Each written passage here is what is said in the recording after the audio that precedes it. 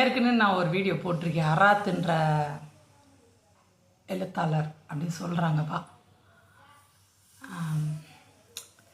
யாராலலாம் நிறையா நல்லா டைப் பண்ண முடியுதோ, மனசில் இருக்கலாம் கொட்ட முடியுதோ, அவங்கெல்லாம் எழுத்தாளர் அப்படின்னு ஆயிடுச்சு. முன்னாடி எழுத்தாளர்ன்றவங்க புத்தகத்தில் அவங்க ஏதாவது எழுதுவாங்க, அதை புத்தகத்தில் போடுவாங்க, நம்ம படிப்போம் வாங்கி, அப்படி தான் போயிட்டு இருந்துச்சு.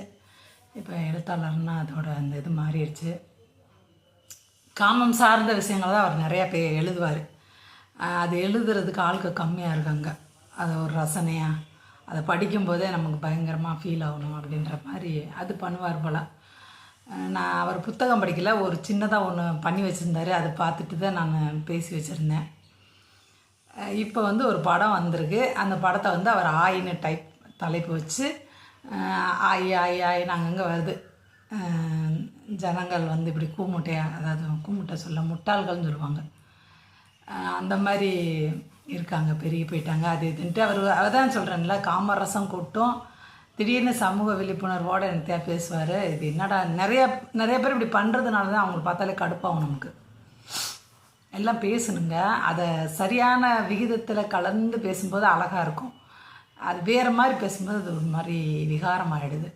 காமத்தை மட்டுமே அந்த நபர் பேசும்போது எல்லாருக்கும் குழு குழுன்னு இருக்குது. இந்த மாதிரி ஆயின்னு சொல்லும்போது அவங்களுக்கு ஒரு மாதிரி ஆகுது.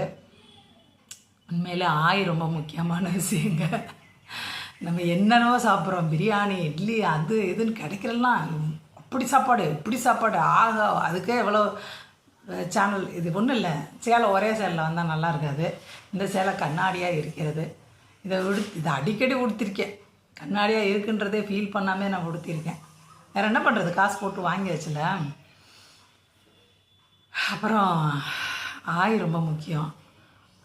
அது வரலைன்னா எவ்வளோ கஷ்டம் தெரியும்.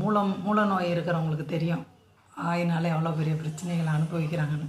நம்ம எதே சாப்பிட்றோம், அது இங்கே போச்சுன்னா இங்கே வந்தே ஆகணும், வரலைன்னா அது ரொம்ப பெரிய பெரிய பாதிப்பை கொடுத்து உசுருக்கு உத்தரவாதம் இல்லாமல் ஆக்கிடும்.